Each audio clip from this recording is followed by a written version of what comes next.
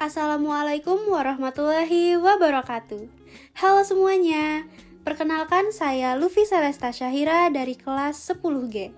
Video pembelajaran ini merupakan tugas dari mata pelajaran informatika yang diharapkan dapat membantu teman-teman semua untuk memahami lebih lanjut tentang informatika.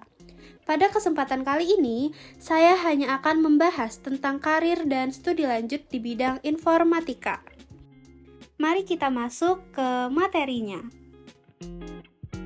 Sebelum itu, saya akan menjelaskan terlebih dahulu apa itu informatika dan apa sih pentingnya informatika itu.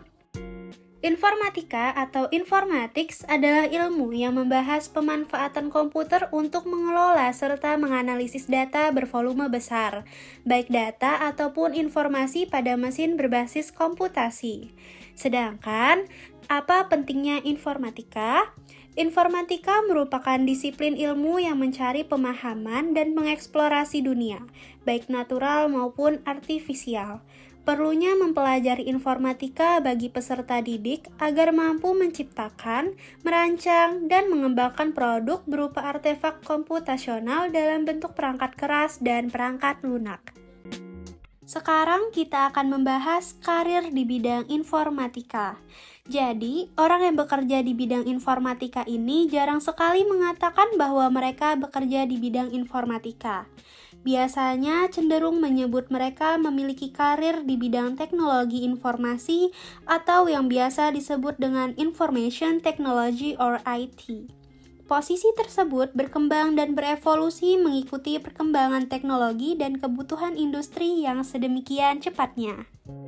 Nah, teman-teman, karir di bidang informatika ini sangatlah luas dan beragam, mulai dari pengembangan aplikasi, desain web analisis, keamanan cyber, jaringan komputer, dan juga teknologi cloud. Tapi yang akan saya jelaskan kali ini hanya 3. Yang pertama yaitu pengembangan aplikasi adalah proses pembuatan program komputer atau serangkaian program untuk menjalankan berbagai tugas yang diperlukan sebuah bisnis. Kemudian yang kedua ada desain web analysis atau web analytics design.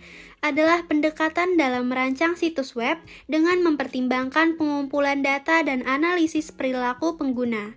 Tujuan utamanya adalah untuk memastikan bahwa situs web memiliki fitur dan fungsionalitas yang memungkinkan pengukuran dan pemahaman yang lebih baik tentang bagaimana pengguna berinteraksi dengan situs tersebut. Kemudian yang ketiga adalah keamanan cyber.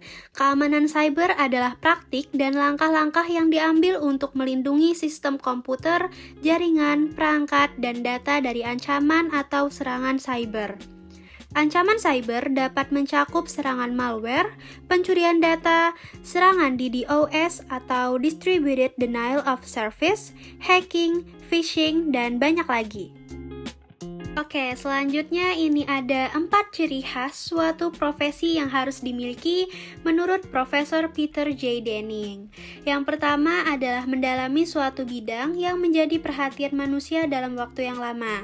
Kemudian yang kedua, mengodifikasikan kumpulan prinsip atau pengetahuan konseptual.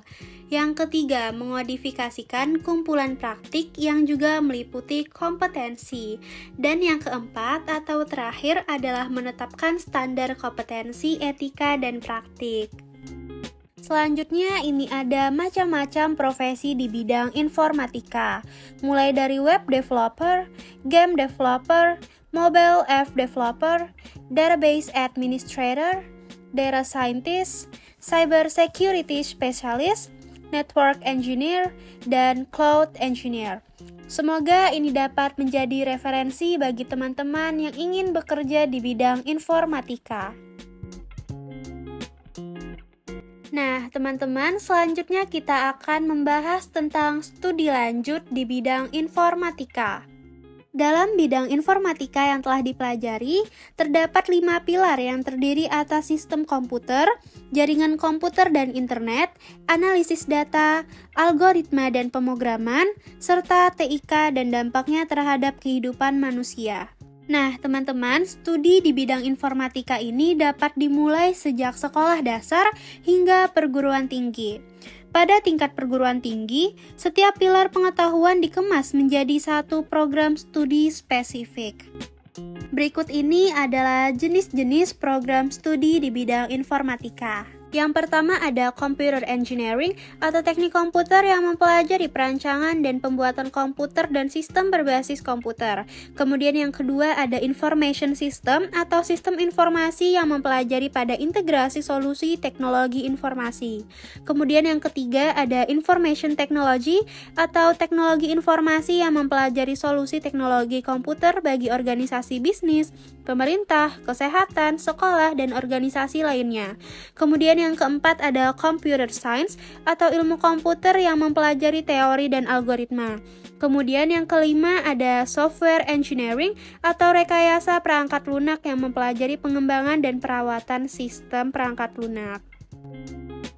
Nah, selanjutnya kita memasuki sertifikasi di bidang informatika.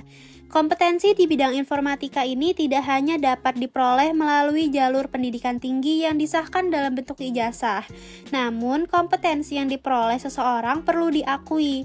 Salah satu bentuk pengakuan tersebut yaitu berupa sertifikasi. Nah, teman-teman, berikut ini adalah beberapa perusahaan bereputasi yang menyediakan sertifikasi yang diakui secara internasional. Nah, teman-teman, sebelum saya tutup video pembelajaran kali ini, saya punya beberapa tips yang dapat membantu teman-teman semua untuk mengembangkan karir di bidang informatika. Oke, yang pertama, terus belajar dan mengikuti perkembangan teknologi informasi dan komunikasi terkini. Kemudian yang kedua, teman-teman bisa ikuti program magang atau internship untuk memperoleh pengalaman kerja yang lebih banyak. Yang ketiga, buat portofolio untuk menunjukkan keterampilan dan proyek yang telah diselesaikan. Kemudian yang keempat, teman-teman bisa ambil resiko dan coba hal-hal baru dalam karir dan pekerjaan. Kemudian yang kelima atau terakhir, teman-teman jangan takut untuk mencari mentor dan berkonsultasi dengan orang yang lebih berpengalaman di bidang informatika. Oke, selesai sudah video pembelajaran dari saya tentang karir dan studi lanjut di bidang informatika. Semoga dapat bermanfaat bagi kita semua. Saya ucapkan terima kasih kepada teman-teman yang sudah nonton video ini dan jangan lupa untuk di-like ya. Saya akhiri dengan wassalamualaikum warahmatullahi wabarakatuh.